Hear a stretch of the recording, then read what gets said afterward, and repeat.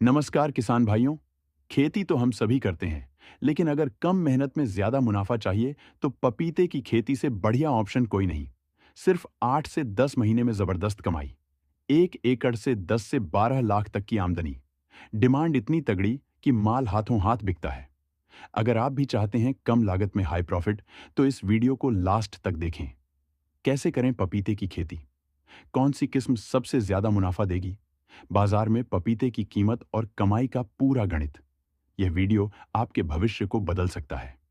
तो देर किस बात की, देखिए अभी और जानिए कैसे बन सकते हैं लाखों के मालिक।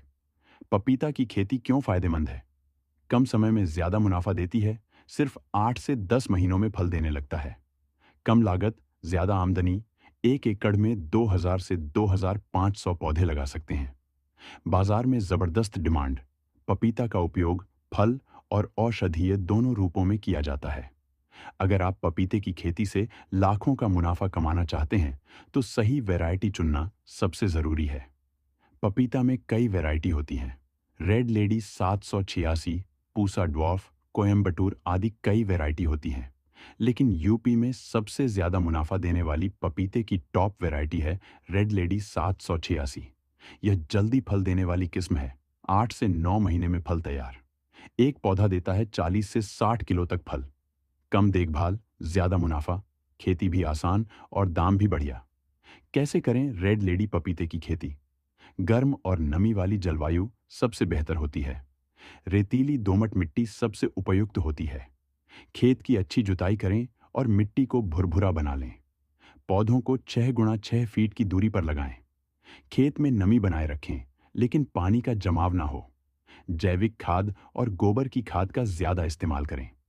जरूरत के हिसाब से एनपीके खाद डालें, ताकि फसल ताकतवर और ज्यादा फल देने वाली बने। गर्मियों में हर 5 से 7 दिन में सिंचाई करें। बरसात में जल भराव से बचाएं, नहीं तो जड़ें सड़ सकती हैं। समय समय पर कीटनाशकों और फफूंदनाशकों का छिड़काव करें। लाभ और कमाई, 1 एकड़ में 1000 से 1200 पौधे लगाए जा सकते हैं। प्रति पौधा 40 से 60 किलो फल मिलता है। 1 एकड़ से 40 से 50 टन पपीता निकल सकता है। बाजार में 20 से 40 रुपए प्रति किलो का भाव मिलता है। यानी 1 एकड़ से 8 से 10 लाख रुपए तक की कमाई हो सकती है। किसान भाइयों, अगर आप कम लागत में ज्यादा मुनाफा कमाना चाहते हैं, तो रेड लेडी पपीता की खेती आपके लिए बेस्ट ऑप्शन है। बस सही देखभाल करें और शानदार कमाई करें। अगर आपको यह जानकारी पसंद आई हो, तो वीडियो को लाइक करें, अपने किसान भाइयों के साथ शेयर करें और चैनल को सब्सक्राइब करना ना भूलें। नमस्कार दोस्तों, स्वागत है आपका आपके अपने YouTube चैनल नर्सरी राष्ट्रीय पौधशाला में।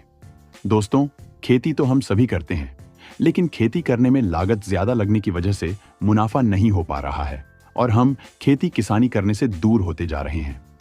तो दोस्तों, आज के इस वीडियो में मैं आपको कम लागत में ज्यादा मुनाफा होने वाले हाइब्रिड क्लोन यूकेलिप्टस यानी सफेदा की खेती करने की सारी जानकारी मैं आपको इस वीडियो में देने वाला हूं। दोस्तों, यूकेलिप्टस की खेती कर किसानों को अच्छा खासा मुनाफा हो रहा है। यूकेलिप्टस की खेती करने में बहुत ही कम लागत लगती है।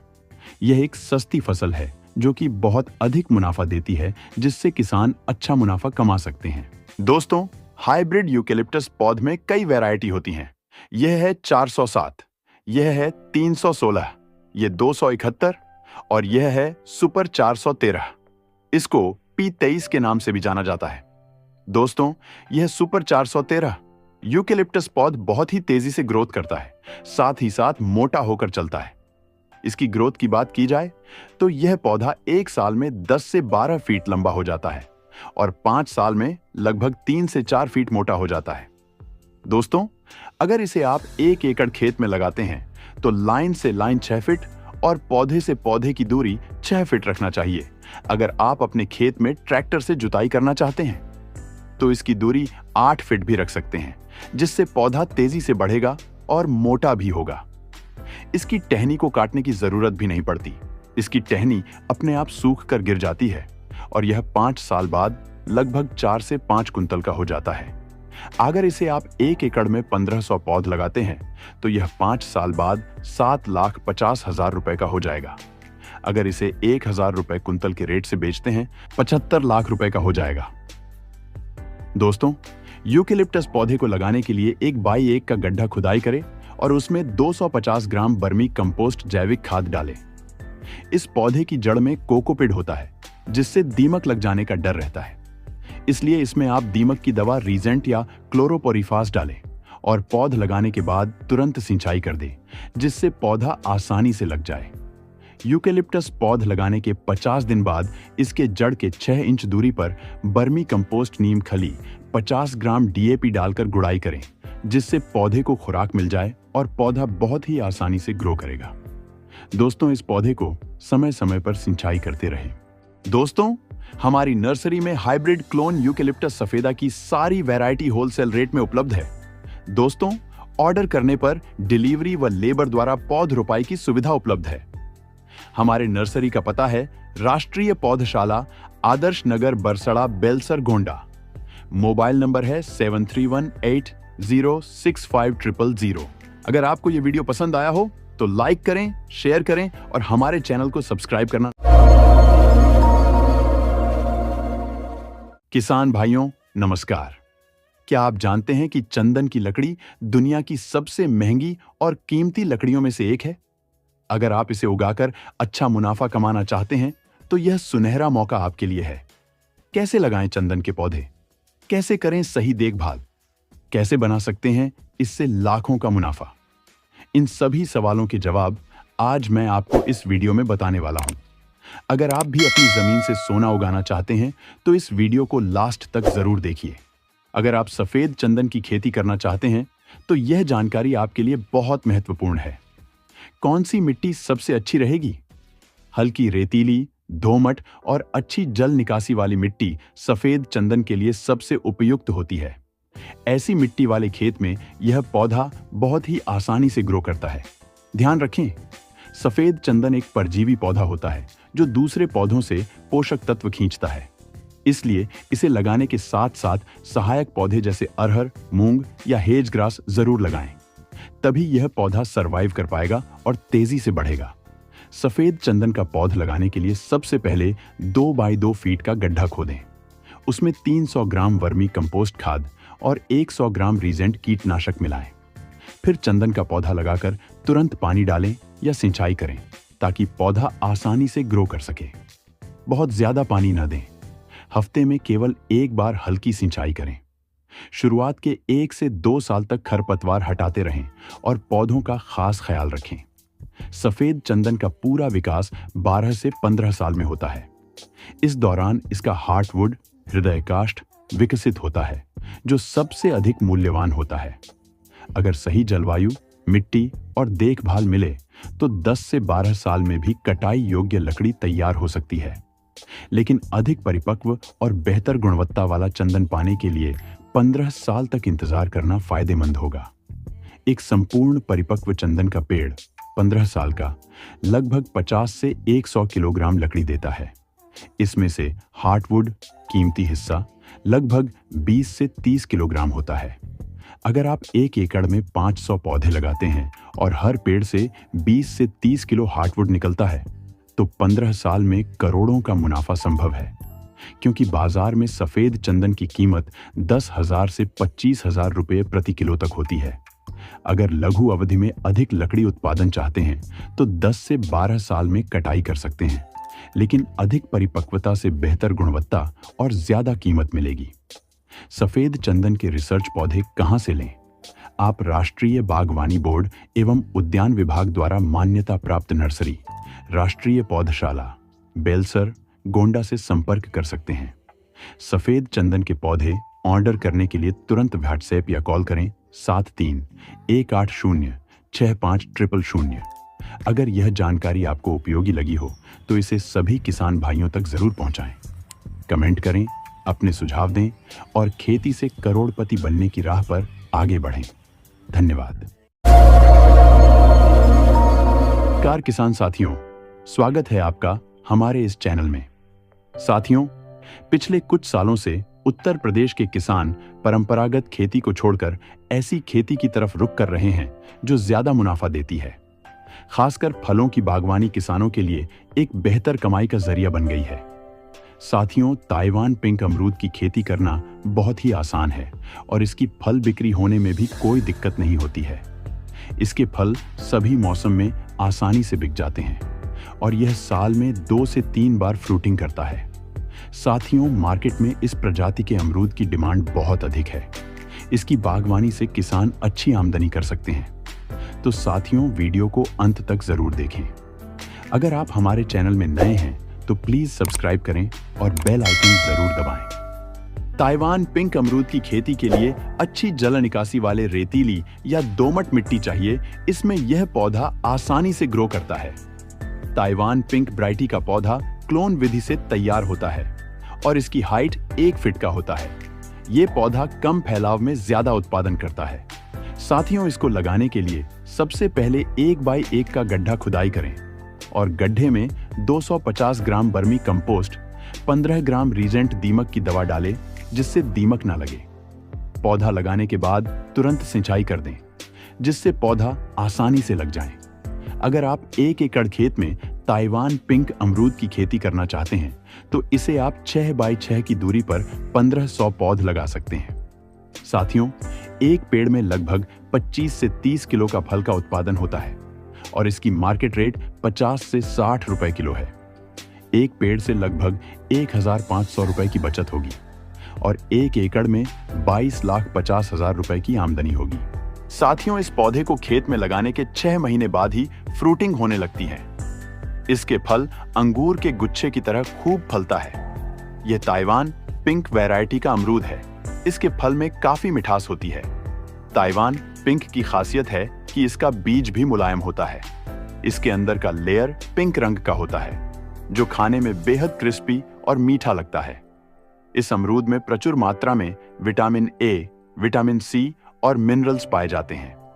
अन्य पौधे लगाने पर 2 से 3 साल में फलते हैं, लेकिन इसकी खासियत है कि 6 महीने में इसका फल तैयार हो जाता है।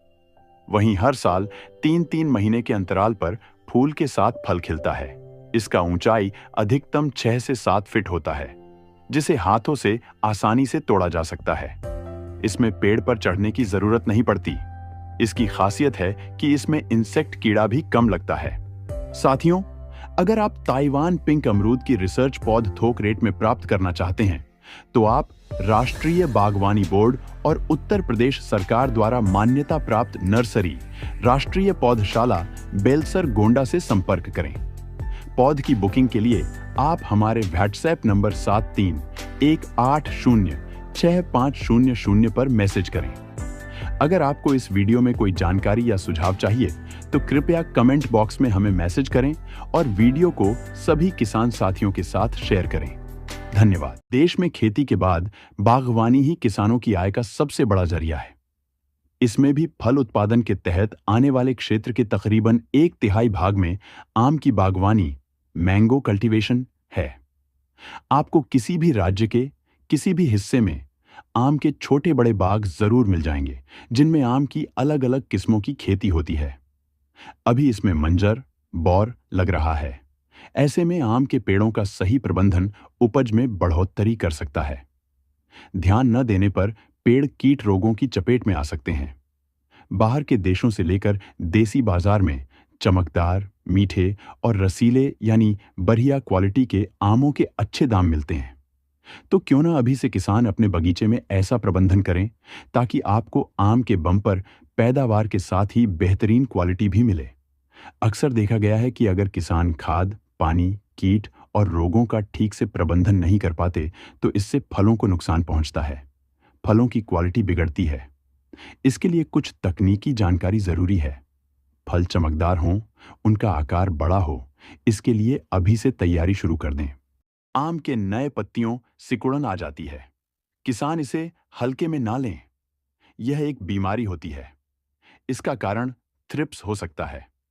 थ्रिप्स की लगभग 20 प्रजातियां आम की फसल को क्षति पहुंचाती हैं, जिसमें से सिरटोथ्रिप्स डोरसैलिस उत्तर प्रदेश में अधिकता से पाया गया है। इसका प्रकोप मार्च-अप्रैल के महीने में शुरू होता है तथा जुलाई-अगस्त में नई पत्तियों के निकलने तक जारी रहता है। इसके प्रकोप से फल को भी क्षति होती है। इस बीमारी के कारण आम की पत्तियां, नई कलियां और फूल प्रभावित होते हैं। उत्तर प्रदेश के किसानों ने आम के मुरझाने के मामलों में वृद्धि की सूचना लगातार वैज्ञानिक को देते आ रहे हैं। अगर किसी बाग में एक पेड़ इस बीमारी की चपेट में आ जाता है, तो संभावना है कि आसपास के पेड़ों पर भी इसका असर होगा। बीमारी को फैलने से रोकने और पूरे बाग को बचाने के लिए न केवल प्रभावित पेड़, बल्कि आसपास के पेड़ों का भी इलाज करना जरूरी है। आम का उखट्ठा, मैंगो विल्ट रोग, मुख्य रूप से कवक सेराटोसिस्टिस मैंगिनेकन्स के कारण होता है। यह एक विनाशकारी बीमारी है जो दुनिया भर में आम के पेड़ों को प्रभावित करती है। यह संवहनी रोग आम के उत्पादन को प्रभावित करके महत्वपूर्ण आर्थिक नुकसान का कारण बनता है, जो कई उष्णकटिबंधीय और उपोष्णकटिबंधीय क्षेत्रों में एक महत्वपूर्ण फल फसल है। आम के विल्ट के एटियोलॉजी, लक्षण और प्रबंधन रणनीतियों को समझना इसके प्रसार को नियंत्रित करने और इसके प्रभाव को कम करने के लिए आवश्यक है। फफूंद सेराटोसिस्टिस मैंगिनेकन्स आम के पेड़ों की संवहनी प्रणाली पर आक्रमण करता है, जिससे पानी और पोषक तत्वों का प्रवाह बाधित होता है, जिससे पेड़ों की विशेषता मुरझा जाती है।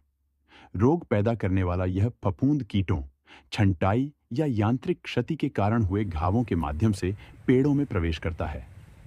उन्होंने ने कहा कि शुरुआती लक्षण पत्तियों का मुरझाना और भूरा होना है, जो आमतौर पर एक ही शाखा से शुरू होकर पूरे पेड़ में फैल जाता है।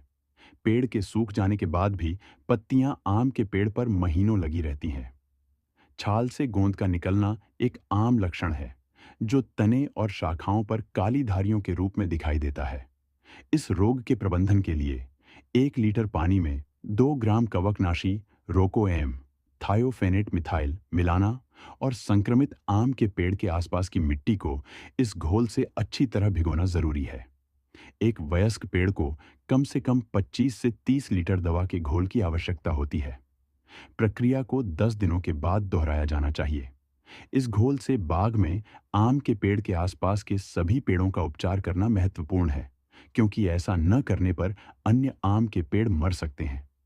जब एक आम का पेड़ संकट के लक्षण दिखाता है, जैसे कि तने से गोंद जैसा स्राव, कारण की पहचान करने के लिए तत्काल कार्रवाई की जानी चाहिए।